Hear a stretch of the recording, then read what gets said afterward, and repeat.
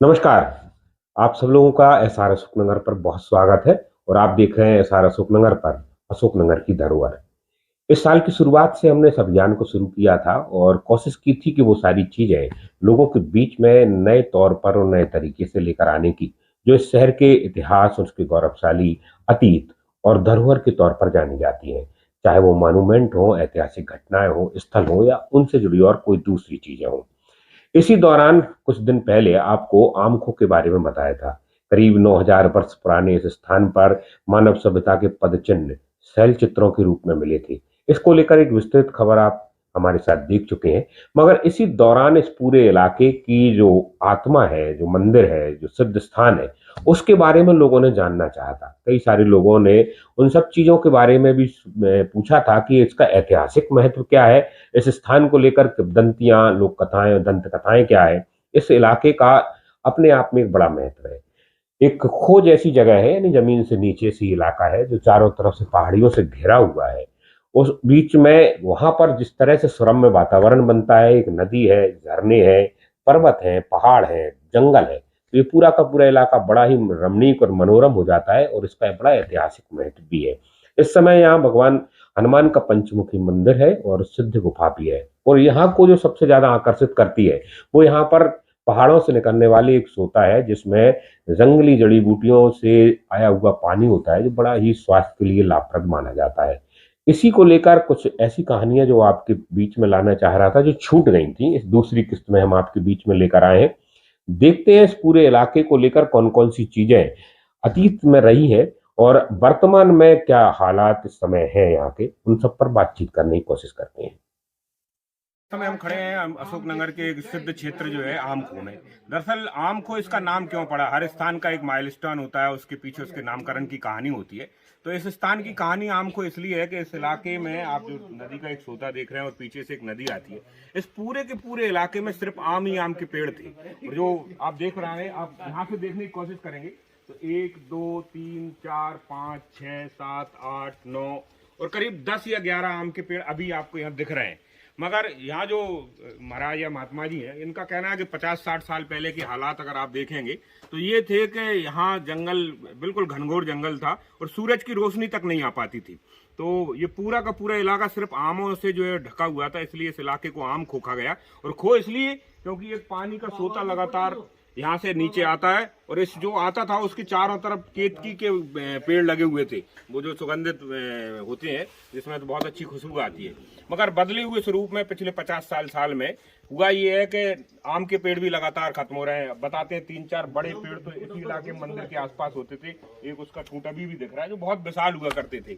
तो धीरे धीरे करके इस पथरीली जमीन में कई बार बरसात न होने के कारण या कुछ दूसरे कारणों से ये आम के पेड़ों की संख्या लगभग खत्म होती जा रही है।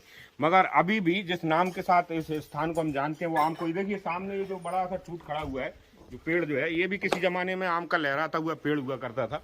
और इसके आसपास भी देखोगे तो आपको बड़े बड़े ये आम के पेड़ हमारे जो ग्रामीण क्षेत्र में आते हैं उनसे बिल्कुल अलग है। आप देखिए लंबे हैं और सीधे जा रहे हैं, जबकि आप गाँव में जाओगे तो वो जब आम के पेड़ होते हैं उनका बड़ा झाड़ होता है। तो एक जंगल के पेड़ों में थोड़ा सा स्वाभाविक एक अंतराल आपको देख सकते हैं। तो एक प्रयास ये भी किया जा सकता है लोगों को, जैसा अपना ताल वृक्ष का पेड़ होता है। जी जी, तो बिल्कुल डायरेक्ट ताल वृक्ष है। तो इनमें फल भी लगते हैं महाराज? फल लगते तो खूब अभी भी लगते हैं? अभी लगते हैं, बंदर खाते हैं। बंदर खा जाते हैं, फल तो लगते हैं मगर बंदर। तो इस स्थान का अगर पुराना वैभव और इस नाम को दोबारा लौटाना है तो एक प्रयोग ये भी किया जा सकता है कि इसमें कुछ और आम के पेड़ लगा दिए जाएं, ताकि बचे कुचे जो पेड़ हैं उनके साथ कुछ नए पेड़ और भी हों। आमखो के इस स्थान का करीब करीब 100 वर्ष पुराना ज्ञात इतिहास समझ में आता है। उसके पहले भी ये किसी न किसी रूप में अस्तित्व में रहा होगा, मगर यहाँ रहने वाले साधु संत तपस्वियों ने इस पूरे स्थान को जागृत करने में बड़ी भूमिका निभाई है। वर्तमान में जब हम साल भर पहले भी यहाँ पर गए थे और कुछ दिन पहले भी जाने के प्रयास किया और वो काम किया, तो वहाँ जो साधु संत थे, महात्मा जी थे, उनसे इस मामले में बातचीत की और उन्होंने जो चीज बताई है आपके बीच में, वो उनको भी जरूर लाना चाहेंगे, क्योंकि इसके बारे में वो विस्तार से बहुत अच्छे से बता पाएंगे। तो आमखो एक सिद्ध स्थान है, इसके बारे में थोड़ी सी जानकारी बताइए कि ये कैसे सिद्ध स्थान बना, कैसे इसकी शुरुआत हुई, कितना पुराना है, और आप लोग इसके बारे में और क्या जानते हैं? हमारे दादा गुरु थे, हमारे गुरु जी के गुरु जी उन्हें एक सपना हुआ है कि आम खो जाए। जी तो शंकरपुर चौकी के आगे एक स्थान है बाका वो ठाकुर बाबा का, जी। वहाँ आकर रात रुके। जी फिर गुजरन से कई जब फिर वे यहाँ छोड़ गए शंकरपुर वाले, जी। उन्हें मालूम था। हम्म, फिर ये नीचे जो पठा है, जो जहीं जो फाटक लगे हैं, जी वहाँ आकर उन्होंने भजन किया, तपस्या की। जी। तपस्या की, रामायण कहते थे तो शेर आकर रामायण सुनता था। क्या जानकी दास जी नाम था जी। उनका? जी जानकीदास जी की रामायण सुनता था। और वे कोई आया भगत जगत जब आ गए, आनो जानो हो गया, तो वे कहते हैं भैया कड़ जाओ यहाँ से। सो भैया शेर कड़ जाते थे। अच्छा। हाँ। मतलब अगर जनता आ जाए या लोग आ जाते तो हाँ। शेर से मना कर देते थे कि हाँ, चलो। जाओ। और नहीं, रामायण सुनता था। सिद्ध मूर्ति थी, इस कुंडे में से उनने मालपुआ निकला है। मतलब पानी से मालपुआ निकल रहा है। हाँ। तो ये मंदिर जो हम देख रहे हैं पंचमुखी और सिद्ध बाबा का, जो- ये दोनों स्थान कितने पुराने होंगे? जो पंचमुखी स्थान तो उन्हीं ने बनवाया है मंदिर, जी।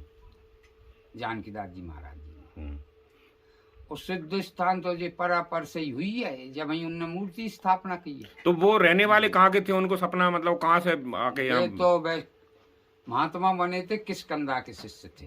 अच्छा। हाँ, जो है इधर महाराष्ट्र में है जी किष्किंधा। जी जी। तो वहाँ से आए। वहाँ। तो अभी उसके पहले एक और दूसरे महात्मा जी रहते थे जिन्होंने नहीं, शरीर उनसे छोड़ दिया। पहले कोई महात्मा नहीं उनके था। बाद में फिर एक और महात्मा आए। फिर उनके बाद में उनके चेला रहे। जी शिष्य खिरका बारे थे, एक हमारे गुरुजी थे अलीगढ़ वाले बचते थे। जी। मंडल के कोतवाल थे महात्मन के। अच्छा। जी, हम्म। पूरे महात्मन के मंडल कोतवाल थे। वे तो शेर घाई धाड़क थे, उनके मारे सब। तो जो अभी पिछले साल शरीर छोड़ा है वो महात्मा जी कौन थे? जे महात्मा जी काइटोर बारे रूपदास थे। अच्छा। तो उनके बाद फिर अब आप बैठे हैं यहाँ। अब वे रह गए हम्म, 25-26 साल। जी। उन्हीं ने उस बाबा की मूर्ति का मंदिर बनवाया। मूर्ति तो हमारे गुरुजी लेके धर गए थे अलीगढ़ वाले, हम स्वयं गए थे ले शंकर जी। जी। उन्हीं ने शंकर जी का मंदिर बनवाया। उन्हीं ने फिर जो गौशाला गिर गई थी पहले बड्डी थी, फिर उन्हीं ने गौशाला जो कोठरिया वो देलान, उन्हीं ने जो रूपदास जी ने 26-27 साल में जो विकास कर गए। वे अगली साल शरीर छोड़ गए। आमखो में जिस चीज को लेकर सबसे ज्यादा लोगों का आकर्षण है वो यहाँ के पंचमुखी हनुमान मंदिर को है। हनुमान मंदिर और सिद्ध महाराज का एक स्थान है, उसको लेकर भी कई तरह की मान्यताएं हैं और कई सारी किंवदंतियां भी उसको जुड़ी हैं। जरा उस स्थान के बारे में भी देख लेते हैं कि ये स्थान है किस तरह सा, निर्जन से वन में आखिर इसकी कल्पना उस समय कैसे की गई होगी। और इस मंदिर के बारे में कहा जाता है करीब 100-200 या इससे भी पुराना मंदिर है। तो जिस तरह की बनावट है बहुत पुराना और बड़ा कठिन काम था उस जमाने में। हनुमान जी का मंदिर है, बहुत प्राचीन मंदिर है। और बड़ी बात यह है कि ये मंदिर पंचमुखी मंदिर है। हनुमान जी का पंचमुख विराजे हुए हैं यहाँ पर, देखिए। और इस स्थान से जुड़ी कई सारी किंवदंतियां जो है यहाँ के आसपास के लोग बताते रहते हैं, कहते रहते हैं। आपको इस स्थान को जो जागृत करने वाले महापुरुष हैं, जरा उनके बारे में बताते हैं। श्री श्री 108 जानकीदास जी महाराज, ये देखिए उनकी ये समाधि है। और इन्हीं के बारे में कहा जाता है कि इस पूरे स्थान को वो जागृत करने में इनका बहुत बड़ा सहयोग रहा है, बहुत बड़ा हाथ रहा है। ये देखिए आप यहाँ अगर ये बीजक लगा हुआ है जानकीदास जी महाराज का, ठीक है। इन्होंने समाधि ली है संवत 2058 में। और ये बाद में उनके जो शिष्य रहे होंगे रूप किशोर दास जी, उन्होंने इसको बटन में आगे किया होगा। अब इसको थोड़ा सा और आगे जाते हैं कि इस स्थान का जो वैदिक महत्व है हमारे धर्म संस्थान में वो है कि श्री शिशुपाल चंदेरी मंडल, यानी ये मंडल है खालसा का संत सेवा सभर में। और महामंडलेश्वर इसके होते हैं प्रेमदास जी महाराज। तो ये पूरा का पूरा इसको गोपाल आश्रम, पीपरी चारवा, आमखो, ये 2 आश्रम इस एक तरह से धार्मिक ट्रस्ट कह लीजिए उनसे जुड़े हुए हैं। तो अगर संवतों के हिसाब से हम बात करें तो ये जो संत जहां हमको दिख रहे हैं, इन्होंने करीब आज से 60-65 साल पहले, 70 साल पहले इस घनघोर जंगल में अपनी कठोर साधना की थी। और उसी के दौरान ये मंदिर यहाँ सामने आया। मंदिर के अलावा लोग कहते हैं कि जब वो यहाँ तपस्या करते थे तो उस जमाने में यहाँ पर जो है शेर और दूसरे बड़े बड़े जानवर भी होते थे। आमखो के इस स्थान पे जिस चीज को लेकर सबसे ज्यादा आकर्षण होता है वो यहाँ पर बहने वाला वो पानी होता है जो चट्टानों से, पहाड़ियों से निकल कर आता है। बीते कुछ वर्षों में यहाँ पर काम हुआ है और उस पर लगातार काम चल भी रहा है। ग्राम पंचायत ने अपने स्तर से भी प्रयास किया है। ग्राम पंचायत सूरल और वहां के आसपास के जनप्रतिनिधियों ने कोशिश ये की है कि उसको एक रमणीक स्थान बनाने की कोशिश करें और इस पूरे गौमुख के रूप में झरने को जो है स्थापित करने का भी प्रयास किया जाए। हम दो दृश्य आपको एक साथ दिखा रहे हैं, एक वर्ष पहले का यानी जनवरी 23 और जनवरी 24 का। इस वर्ष चूंकि बारिश कम है तो ये पूरा का पूरा इलाका सूख गया है, तो भविष्य के लिए चिंताएं भी इस स्थान को लेकर है कि इसकी जागृति को बनाए रखने के लिए वर्षा और उससे जुड़े प्राकृतिक चीजें क्यों जरूरी है। इन सब दोनों दृश्यों को एक साथ देखते हैं कि कितना अंतर साल भर के भीतर उस समय आया है जब बारिश कम हुई है। इस समय हम खड़े हैं अशोकनगर के प्रसिद्ध जो है स्थान आमखो में। आमखो पर्यटकों को लुभाता रहता है, यहाँ की नदियों के कारण, झरने के कारण, पहाड़ों के कारण, वनस्पति और यहाँ के पूरे एक सुरम्य वातावरण के कारण। ये जो इलाका आप देख रहे हैं, ये पहाड़ियों से आने वाला जो सोता होता है, छोटा झरना होता था, वहां से निकल के सीधा वो घोड़ा पछाड़ नदी में मिलता था।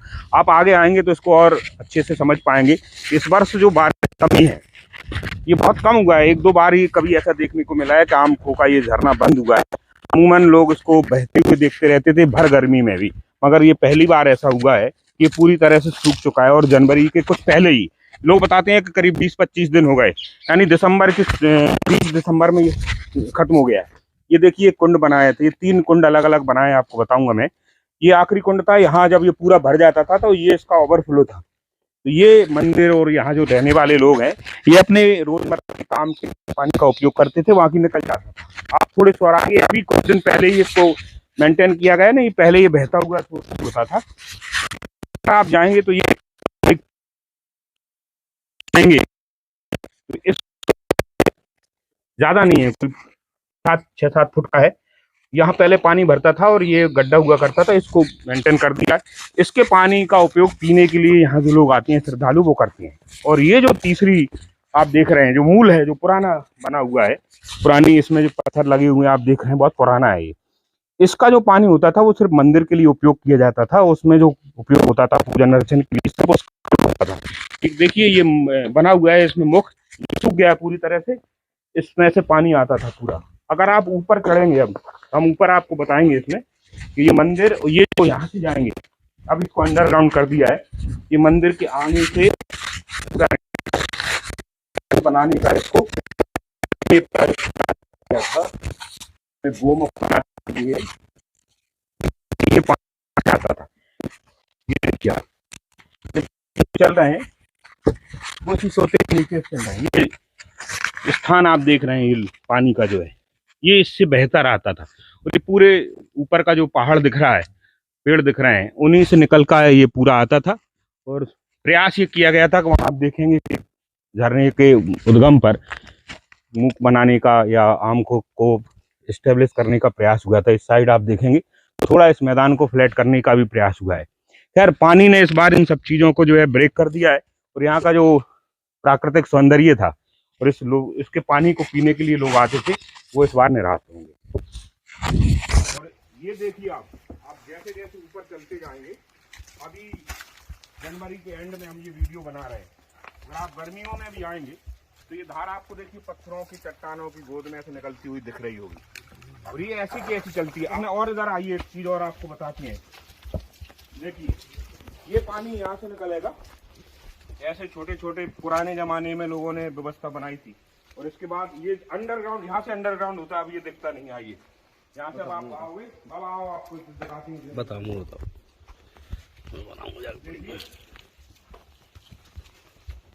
अब ये यहाँ से अंडरग्राउंड होते होते ये 3 कुंड आपको दिखाते हैं। ये जो भूमिगत होता है, यहाँ से अब आपको ये समझ में नहीं आएगा कि पानी यहाँ कैसे आ रहा है, मगर देखिए ये पहला कुंड है जो पूजा और दूसरी चीजों के लिए उपयोग किया जाता है। मगर इसमें पानी आप बाबा इधर से आप दिखाओगे, देखो आ रहा है पानी ऊपर की जो चनखारी है, तो नीचे और नीचे, जब नीचे आप जैसे जैसे जाते जाओगे आपको थोड़ा थोड़ा दिखेगा यहाँ इसमें पानी है। अब इसके बाद आप देखिए ये जब धार इसकी शुरू हो जाती है, यहाँ से भाव तेज हो गया। ये देखिए ये असली में ये ऊपर से आ रहा था, जैसे पहले बता रहे थे, ये ऊपर से नीचे की ओर पानी बह रहा है। और ये देखिए ये दूसरा जो कुआनुमा कुंड है, इसके बारे में बताएंगे। ये एक्चुअली में अभी नया काम शुरू हुआ है। पिछली बार जब यहाँ के जो राजमंत्री हैं उन्होंने यज्ञ भी कराया था ब्रजेंद्र सिंह जी ने, उसके बाद यहाँ थोड़े से निर्माण और विकास काम आप ऊपर देख सकते हैं। पहले ऐसा मैदान नहीं था, बहुत टिपिकल था, परेशानी वाला था, मगर अब तो आपको गायें भी इसमें चढ़ती हुई देख रही। तो ये दोनों तरफ से सीढ़ियाँ बना दी हैं और ये इसको एक कूप का रूप दे दिया है। तो ये जो सुबह से शाम तक यहाँ जो मठ बना हुआ है, पीछे बाबा एक बड़ा अच्छा व्यू बन रहा है पूरा, जरा बता दीजिए। देखिए ये बहुत पुराना स्थान है और यहाँ जो साधु संत जो है इस मंदिर की सेवा करते रहते हैं वो हमेशा यहाँ रहते हैं।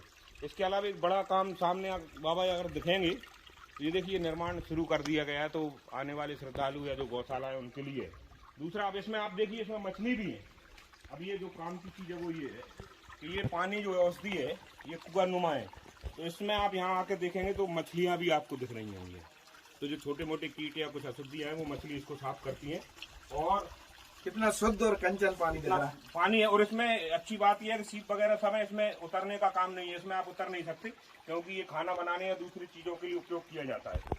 बाबा इधर आइए, यहाँ से आप देखिए जैसे जैसे जाओगे तो उद्गम स्थान जो होते हैं नदियों के या किसी भी चीज़ के बहुत छोटे होते हैं, मगर वो विशाल रूप कैसे देखते हैं आप इसका प्रत्यक्ष उदाहरण देखें। हम लाइन देख रहे हैं जब बहुत कम थी, पहले नंबर के कुंड में आपको कम दिखेगा, अब दूसरे नंबर का कुंड देखोगे तो आप बड़ा दिखेगा। अब दूसरे नंबर का एग्जिट देख लीजिए, ये नाली, तो यहाँ पानी की धार आपको स्वाभाविक तौर पर ज्यादा दिखेगी। तो अब और चले आइए थोड़ा सा और, ये धार बढ़ती है बिल्कुल नदी का रूप लेगी आखिरी में जाके। और ये तीसरा कुंड है, ये थोड़ा सा और बड़ा है, पहले आपने छोटा देखा फिर कुआं नुमा देखा, ये चौकोर है और इसमें ये 2 सीढ़ियां इसलिए अभी ताजा लगा दी गई हैं कि इसमें आप स्नान कर सकते हो। और अभी जैसे सर्दियों के मौसम में अगर आप इसमें जाओगे तो इसका पानी जो है नदी के पानी की तुलना में बहुत गर्म है, मतलब जिसे अपन ताता है कुनकुना पानी कहते हैं वो है। और यहाँ से फिर वो ये सोता निकल के चला गया है और ये वहां से जाता जाता पूरा का पूरा जो है नदी में मिल जाएगा। अब आप देखना इससे जब निकलेगा तो इसकी रफ्तार भी बड़ी मिलेगी आपको, धार भी थोड़ी सी बड़ी मिल जाएगी। तो एक पतली सी लकीर से शुरू हुई धार आपको बढ़ते बढ़ते इतनी बड़ी हो गई। अशोकनगर की ऐतिहासिक धरोहरों में आम खो अपना एक बहुत महत्व रखता है और इसको लेकर लगातार लोगों के बीच में जागरूकता भी बन रही है और लोग अब इस स्थान पर जाना भी शुरू कर चुके हैं। पिकनिकें, पार्टियां और दूसरे कार्यक्रम भी होते रहे। यहाँ के जनप्रतिनिधि रहे, चाहे वो विधायक और पूर्व मंत्री ब्रजेंद्र सिंह रहे हों या ग्राम पंचायत स्तर के जो है सरपंच लोगों ने काफी काम यहाँ इस समय किया है। कुछ आधारभूत चीजें यहाँ पर विकसित हुई हैं, मगर इसके साथ एक और बड़ी चीज ये भी हो गई है कि इसके पुराने स्वरूप को स्थापित करना या वापस ला पाना भी बड़ी चुनौती है। रोड जैसी चीज होने के कारण सहजता से वहां पर पहुंच हो चुकी है, मगर एक बड़ी मुहिम इसमें ये भी की जा सकती है कि जिस नाम से इस स्थान को जाना जाता है आम को, वो समय के प्रभाव के कारण धीरे धीरे खत्म हो रहे हैं। सामूहिक रूप से जिलेवासियों से आग्रह है कि क्या इस पूरे इलाके को फिर से आमों के उन्हीं वृक्षों के साथ दोबारा स्थापित किया जा सकता है ताकि इसका नाम जागृत भी हो सके और वैसा के वैसा फिर स्थापित हो सके। तो लोग यहाँ पर जरूर आए, इसको देखें और क्या भविष्य में इस पर किया जा सकता है उस पर भी जरूर अपनी राय देती रहिए। नमस्कार।